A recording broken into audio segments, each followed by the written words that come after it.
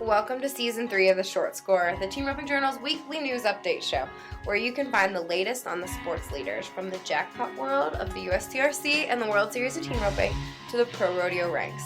I'm Chelsea Schaefer. And I'm Caitlin Gustov. And we'll be your hosts.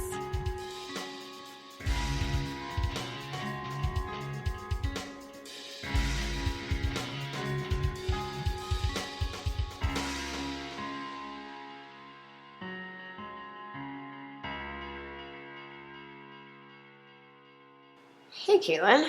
Hey, Chelsea. How is everybody today? This is Tuesday. We're getting near the end of July, and things are weird. Very weird. Again.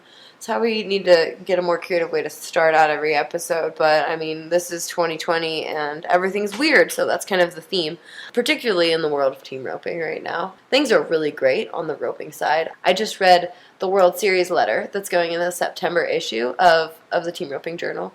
So it's a little sneak peek, but it looks like all numbers are great for the finale this year.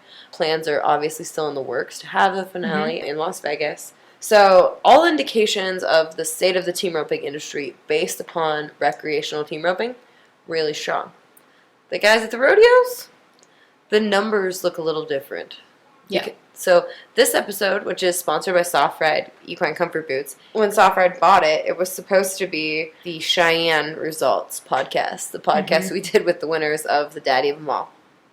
And here we are.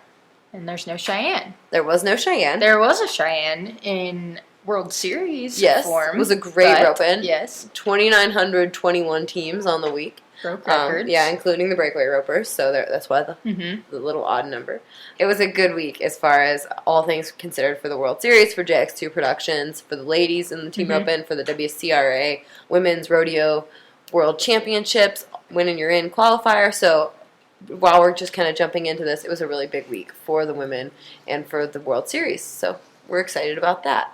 But today we're going to talk through a lot of news because there is quite a bit going on, aside from the fact that there's not quite a bit of rodeos.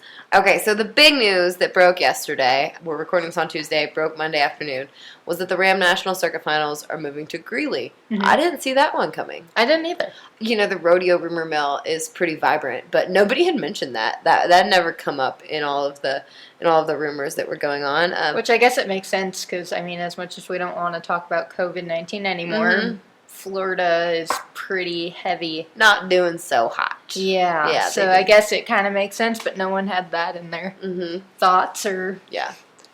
Yeah, and I mean, for better or for worse, Colorado took quite I know we talked to some doctors that are team ropers that that said Colorado did a good job of taking some early precautions that hopefully have flattened the curve, as they say, in quarantine times. So we're excited. They say they're planning to have fans in the stands at the RNCFR here in Greeley. Hopefully it's an outdoor venue. Hopefully the weather cooperates. Hopefully it's Colorado shows its best rather than its worst. Yeah. I do remember, we had a massive flood in, the whole town of Greeley flooded that time about 7 or 8 years ago, so. Don't scare people off. No, I'm not. I'm just thinking aloud right now. I do remember it got really rainy one September. Yes. But judging by the way Colorado is, it probably won't rain ever again, so we're fine. We're fine. Excited. It'll be fun. You and I were discussing, we'll be back and forth, though. You probably will get to miss the whole circuit finals because you're going to be in Fort Worth for... the USTRC finals. The USTRC National Finals presented by Cinch. It's going to be a lot of fun. There's going to be an open that's going to be great. The horse sale, always my favorite time. I'm definitely going to be there for the horse sale and then fly back. So a lot of good things to look forward to in Fort Worth. Hopefully things are going to be opening back up. There's going to be lots of good steak to eat in Fort Worth. Mexican food, fun stuff to do with your family. The botanical gardens, they're outside. They're beautiful. You can walk there from the arena in Fort Worth. So it'll be fun. That's next on our travel schedule, I think, at this point, right? Yeah. Sounds about right. All right. Pro Rodeo. There's the industry gossip. What do we got in Pro Rodeo? If you haven't seen it already, Jake Orman and Brad Kreitz, they were the big winners. They won Deadwood last weekend.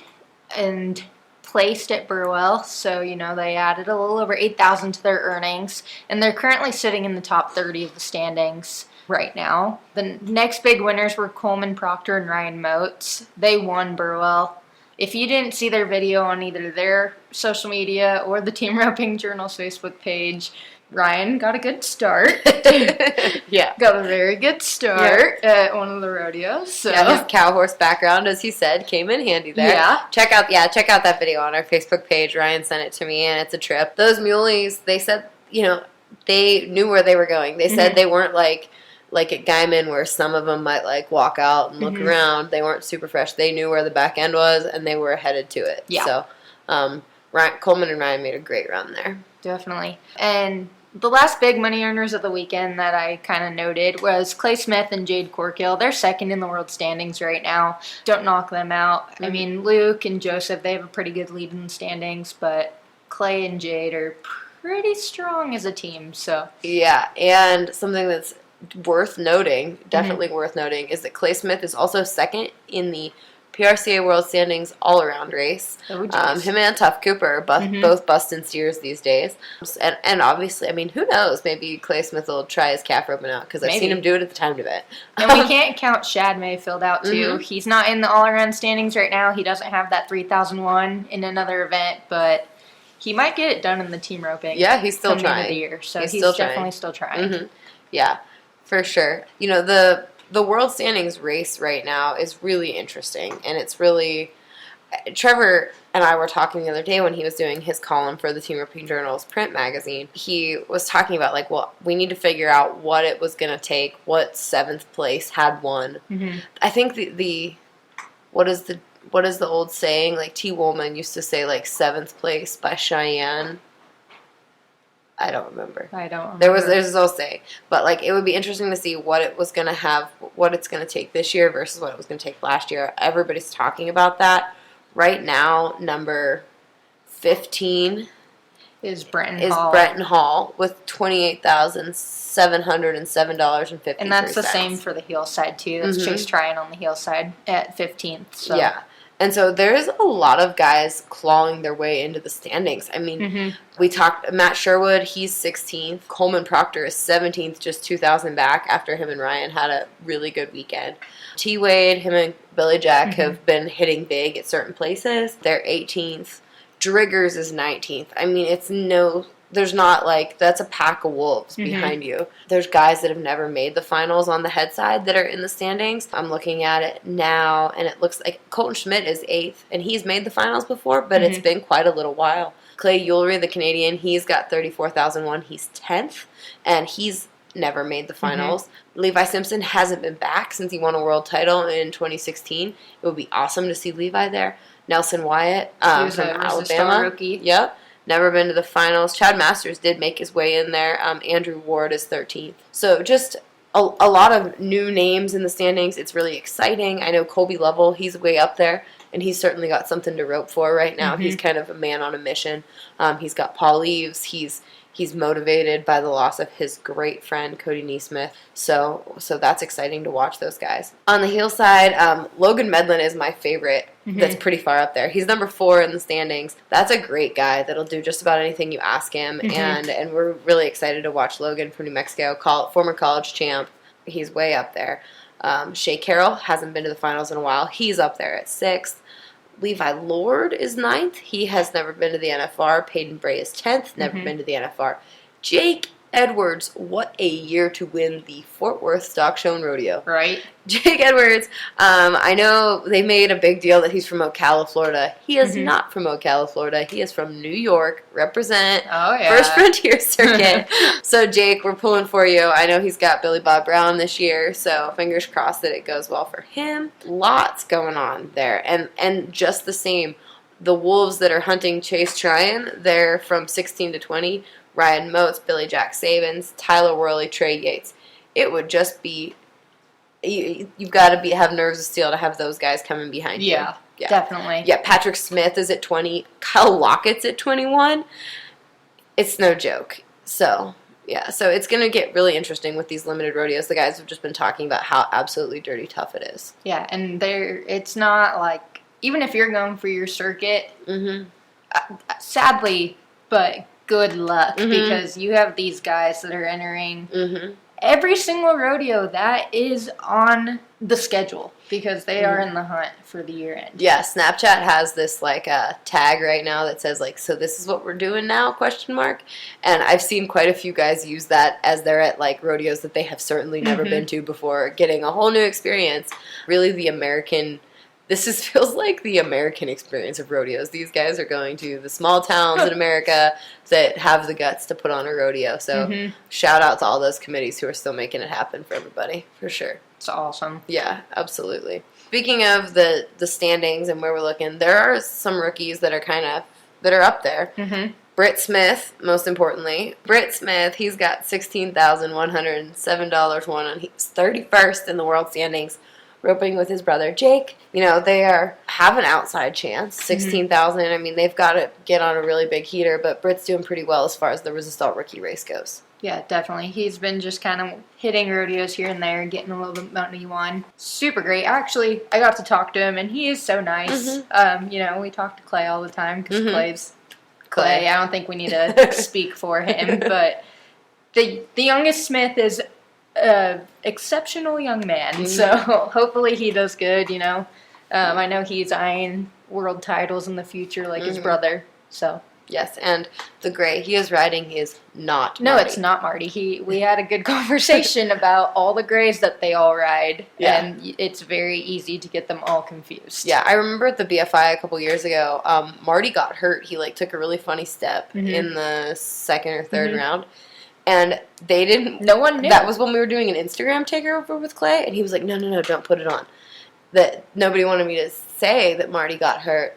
And, I mean, he passed it by like it was Marty the whole day because that gray looks so much like him. Yeah, it's insane. And worked great. Obviously, Britt's doing really well and has a good horse. So, definitely a nice horse. Definitely.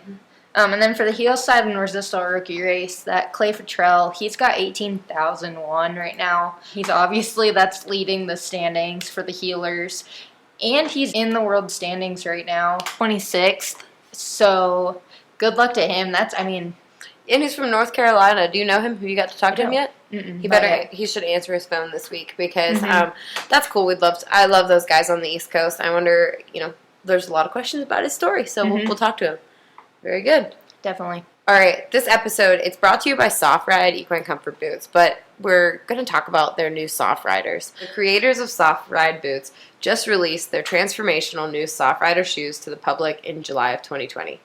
They tested these for years at top vet hospitals across the country, and my husband and I, we got to test some too because we buy and sell a lot of horses. The guys at Soft Ride take good care of us, and they sent them to us because sometimes the horses we get in, their feet aren't great. Sometimes there's some soundness issues, sometimes there's thin soles, and we've used those as a problem solver. So they're made from one layer of semi-rigid polymer simulating a live, healthy hoof wall, as well as a layer of shock-dissipating polymer that mimics the function of the soft frog. These are strategically placed the load of the horse on the center of the shoe rather than on the outside of the wall. Picture, it looks like an athletic sole of a shoe rather than a horseshoe. Like, eliminate anything you've ever known about horseshoes, and that's what they look like. They're like an athletic cleat. And we've put them on head horses. I know NFR healers that have had them on their horses. Lots of guys have tried them and are still using them. I'm not going to name drop yet, but from the best in the world on down, they're using them. So these guys these shoes center the load of the horse's body and of their weight in the middle of their foot rather than on the wall. And when the weight on a traditional shoe is on the wall of the foot, it will send shockwaves up the leg. That's what causes what can cause arthritis, can cause more soft tissue and hard tissue damages. Where this, if it puts it in the middle of the foot, you have a lot less impact on the whole horse's leg. They're thinking that these are going to be a solution for young horses, for horses on the track, for trotters, for horses that are taking a lot of strain early on. It's just going to change the whole dynamics of the foot. It isolates the concussion, like I said. It reduces strain because it really rolls the foot rather than it helps increase breakover. You always hear shoers and vets, mine at least, they're always talking about the breakover, sometimes arguing about breakover. It really increases the breakover, and it adds traction. These really do look like cleats, and it's kind of, you see like when guys rope at Pendleton, there'll be shoers that are tacking metal spikes into horses' feet to help them get traction. These Soft Riders, though, it's kind of counterintuitive. You might look at them and think, how is a horse not going to slip when they're using these things? They don't, because the lugs in the tread really grab a hold of the ground, and it kind of takes some of the strain away from the leg when they're doing high impact stuff. So Soft Riders are available at softride.boots.com. You can also get them through your vet because a lot of vets are already working with Soft Ride. I know our vet, Joe Strickland, here in Greeley, Colorado, he was the one that was helping test for a long time, helping test these shoes. He's got shoers all over Colorado using them. So if you're in northern Colorado, holler at Joe. He knows what's up. But big vet clinics like Root and Riddle are using them kind of across the board. Lots of different top-notch facilities are using them. But softride.boots.com, that's where you can order them. They're sized like regular shoes, and you tack them on, and I mean tack them on but informally. You nail them on like a regular shoe, and you can grind them and shape them a little bit too. That's the product that is sponsoring this episode, and I am so grateful that they have let us try them and let us talk about them because they're pretty revolutionary. I'm excited to see where they go in the industry and how they change things. Like I said, I've had them on head horses, heel horses, barrel horses, brood mares in the pasture. I had a brood mare that she was really thin-soled and she would get really sore-footed out in the pasture when she was really big. And we put those on her and didn't have to worry about her the rest of the pregnancy. She was perfectly fine. So huge help as far as Soft Riders go. Soft Rider shoes, softride.boots.com. All right, everybody. I think we've talked at you long enough this week. Yeah. Yeah, this is a long one. This is a long one. You guys are listening to these, so that's awesome. Thank you all so much. We'll have a new episode next week. Not sure who it is yet, but I will do some figuring in that department. And we'll talk at you soon. Thanks, everybody.